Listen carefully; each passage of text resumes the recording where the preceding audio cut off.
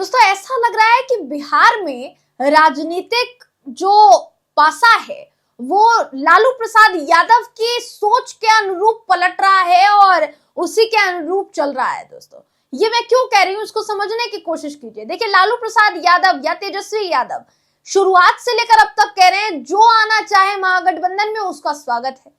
अब हो यह रहा है कि जिनकी नाराजगी एनडीए से है उनका स्वागत तो राजद यानी राष्ट्रीय जनता दल खुले दोनों हाथों से कर रहा है, यानी आइए और स्वागत है आपका महागठबंधन में। दोस्तों ऐसे में एनडीए से जो भी आएगा उसका स्वागत खुले हाथों से किया जाएगा, एकदम सहृदय किया जाएगा। दोस्तों और यही इस वक्त हो सकता है पशुपति पारस के साथ। जी हाँ, पशुपति पारस यानी चिराग पासवान के चाचा, जिनको एनडीए की सरकार में बेशक मंत्री बना दिया गया, लेकिन उनको दोस्तों अब लोकसभा चुनाव में एक सीट भी नसीब नहीं हुई है। जी हाँ, बिल्कुल सही सुन रहे हैं आप, एक सीट भी चिराग पासवान के चाचा को नसीब नहीं हुई है, पशुपति पारस को नसीब नहीं हुई है।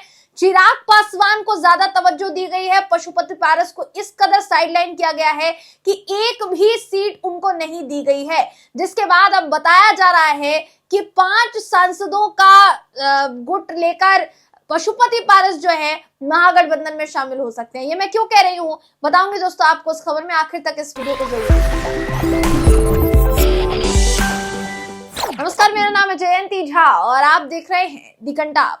दोस्तों लालू प्रसाद यादव को बिहार की राजनीति का असल चाणक्य कहा जाता है। हो सकता है कि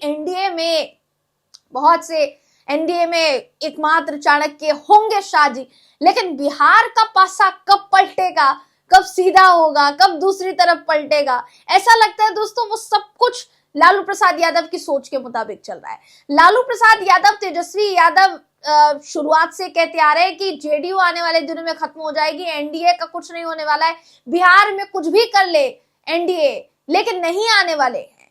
अभी फिलहाल की स्थिति ऐसी नजर आ रही है कि सीट शेयरिंग फॉर्मूला तय हो चुका है। दोस्तों बीजेपी की सीट शेयर हो गई, जेडीयू की सीट जो है वो तय हो गई, इसके अलावा हम पार्टी, जीतन राम मांझी की पार्टी जो है उसकी सीट तय हो गई, चिराग पासवान की सीट तय हो गई, पशुपति पारस को दरकिनार कर दिया गया, साइडलाइन कर दिया गया दोस्तों, जिसकी वजह से अब कहा जा रहा है कि तकरीबन 5 सांसदों का गुट लेकर पशुपति पारस इंडिया अलायंस की तरफ दौड़ने वाले हैं। ये मैं क्यों कह रही हूँ, आपकी स्क्रीन पर इस वक्त मैं आपको वो खबर दिखा रही हूँ जिसके मुताबिक ये बड़ा कांड अब हो चुका है और सूत्र बता रहे हैं कि 3 दिन पहले ही पशुपति पारस ने क्लियर कर दिया था। शायद हो सकता है उनको ये अंदेशा हो गया हो कि आने वाले दिनों में उनको सीटों से बिल्कुल नदारत रखा जाएगा और जो वो चाह रहे हैं वो नहीं मिलेगा। सबसे जरूरी बात यहाँ पर यह है दोस्तों कि हाजीपुर से फिलहाल लोकसभा सांसद हैं पशुपति पारस, उस सीट को भी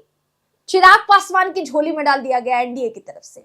जी हाँ, जमुई से सांसद चिराग पासवान की पार्टी, जी हाँ दोस्तों, चिराग पासवान की पार्टी लड़ना चाहती थी हाजीपुर सीट से, 100 रुपए अड़ी हुई थी कि हम हाजीपुर सीट लड़ेंगे ही लड़ेंगे। चिराग पासवान इस बात पर अड़े हुए थे कि हाजीपुर सीट से मैं लड़ूंगा क्योंकि हमारे पिताजी की पार्टी, पिताजी की सीट रही है, पुश्तैनी सीट रही है, वहां से हमारे पिताजी लड़ते रहे हैं, मैं उस सीट से लड़कर दिखाऊंगा।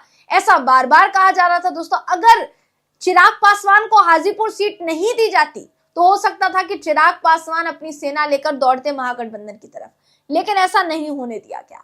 पशुपति पारस को साइडलाइन कर दिया गया। अब हो सकता है पशुपति पारस जो कि मंत्री हैं इस वक्त भारत सरकार में, वो मंत्री पद से इस्तीफा दें और महागठबंधन की तरफ भागे, क्योंकि इससे पहले वो ये भी कह चुके हैं कि अगर भाजपा ने या एनडीए अलायंस ने विचार नहीं किया हमारी सीटों पर तो हमारे विकल्प खुले हुए हैं, वो ये भी कह चुके हैं दोस्तों। और अब ये भी बताया जा रहा है कि महागठबंधन के नेताओं के साथ पशुपति पारस की बातचीत चल रही है, एक दूसरे से कांटेक्ट चल रहा है दोस्तों, अंदर ही अंदर बातचीत चल रही है। और ये बातचीत अभी से नहीं बल्कि 3 दिन पहले से चल रही है, क्योंकि कहीं ना कहीं पशुपति पारस ही जानते थे कि आगे आने वाले दिनों में उनके साथ क्या हो सकता है।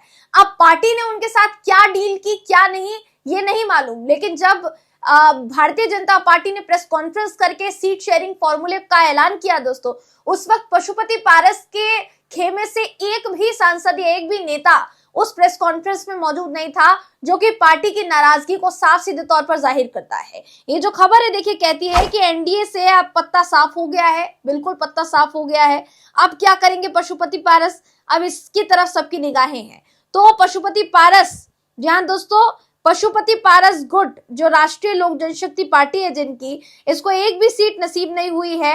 एनडीए ने पशुपति पारस के भतीजे चिराग पासवान को बिहार में तवज्जो दे दी है, 5 सीटें दे दी हैं। 5 सीटों में से कौन कौन सी है? वैशाली सीट गई है लोक जनशक्ति पार्टी रामविलास में, हाजीपुर सीट गई है, हाजीपुर, समस्तीपुर गई है, खगड़िया गई है और जमुई गई है। दोस्तों जमुई, जिससे चिराग पासवान ऑलरेडी सांसद थे, अब बताया जा रहा है इस बार वो जमुई से खड़े नहीं होंगे, वो हाजीपुर से खड़े होने वाले हैं। तो चिराग पासवान के खाते में, चिराग पासवान की झोली में 5 सीटें जो है वो डाल दी है किसने? भारतीय जनता पार्टी ने। देखिए चिराग पासवान एक बात पर अड़े हुए थे कि उनको 6 सीटों का ऑफर बीजेपी ने दिया था, लेकिन अगर इन 6 की 6 सीटों में हाजीपुर सीट नहीं होगी तो फिर वो बगावत कर सकते हैं। अब उनकी बगावत को भारतीय जनता पार्टी ने कैसे अपने लिए चुनौती माना है तो बीजेपी बेहतर समझ सकती है, लेकिन 5 सीटों में हाजीपुर सीट को इंक्लूड करके पशुपति पारस से बहुत बड़ा पंगा ले लिया। पशुपति पारस जो कि वर्तमान में लोकसभा सांसद है हाजीपुर सीट से, दोस्तों अब ऐसा लग रहा है कि महागठबंधन में शामिल होकर महागठबंधन की तरफ से अपने ही भतीजे के खिलाफ पशुपति पारस खड़े हो सकते हैं हाजीपुर सीट से, और ये हुआ तो मामला और ये जो खेल है बेहद दिलचस्प हो जाएगा, जिसकी कल्पना किसी ने नहीं की होगी। दोस्तों ये जो खबर है देखिए कहती है साफ सीधे तौर पर कि पशुपति पारस का प्लान बी अब नजर आ रहा है, और उस प्लान बी के तहत कुछ भी हो सकता है, इसका इंतजार किया जा रहा है। सब कुछ तय वो करेंगे, हाजीपुर सीट से वो चुनाव लड़ेंगे, क्योंकि उन्होंने पहले ही कह दिया था कि चुनाव में मेरे 5 के 5 सांसद उतरेंगे और चुनाव लड़ेंगे।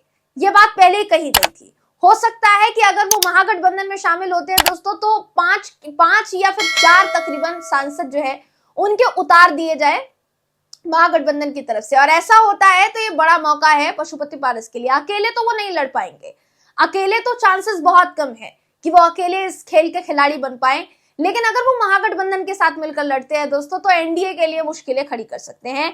ये साफ सीधे तौर पर समझ में आ रहा है। ये भी कहा जा रहा है कि राजद के साथ संपर्क में फिलहाल पशुपति पारस हैं। उन्होंने देखिए बयान संदेश देते हुए कहा था कि अगर भाजपा ने सीटों को लेकर पुनर्विचार नहीं किया, दोबारा सोच विचार नहीं किया तो उनका विकल्प खुला है। पारस ने ये नहीं बताया हालांकि कि वो राजद के साथ संपर्क में है या फिर नहीं है, लेकिन अब बताया जा रहा है कि वो इस्तीफा भी दे सकते हैं दोस्तों, और वो महागठबंधन के साथी भी बन सकते हैं, जो कि अपने आप में बहुत बड़ी बात है। देखिए अगर इस पूरे मामले की बात की जाए तो राजद जो है माफ कीजिएगा, एनडीए में देखिए 5 सीट देने और अपनी उपेक्षा से वो नाराज हैं। चिराग पासवान को 5 सीटें दी गई है और उनकी बहुत ज्यादा उपेक्षा की गई, उनकी बेइज्जती की गई है पशुपति पारस की, जिसकी वजह से वो काफी ज्यादा नाराज चल रहे हैं। और ऐसा बताया जा रहा है कि सांसदों के गुट को लोजपा से अलग, कहीं ना कहीं 5 सांसदों के गुट को लोजपा से जो उन्होंने अलग किया था, उसकी वजह से पार्टी जो बट गई थी दोस्तों, अब उन 5 सांसदों की नैया पार लगाने का जिम्मा पशुपति पारस के कंधों पर है। अगर उनको एक भी सीट नहीं दी जाती है, ये बहुत ज्यादा किरकिरी होगी। जाहिर तौर पर वो अब कोई ना कोई विकल्प तलाशेंगे और उन विकल्पों में से एक विकल्प हो सकता है महागठबंधन। तो क्या तेजस्वी यादव और लालू प्रसाद यादव की भविष्यवाणी धीरे धीरे करके सच साबित होती चली जा रही है दोस्तों? क्या तेजस्वी यादव लालू प्रसाद यादव के पथ पर चलते हुए जो कह रहे हैं वो सब कुछ सच साबित हो रहा है? आपको क्या लगता है? आपकी क्या राय है? कमेंट करके हमें जरूर बताइएगा। अगर आपको ये वीडियो पसंद आया हो तो वीडियो को लाइक कीजिए, शेयर कीजिए, चैनल को सब्सक्राइब करना बिल्कुल भी ना भूलें। फिर मुलाकात होगी आपसे अगली वीडियो में, तब तक के लिए नमस्कार।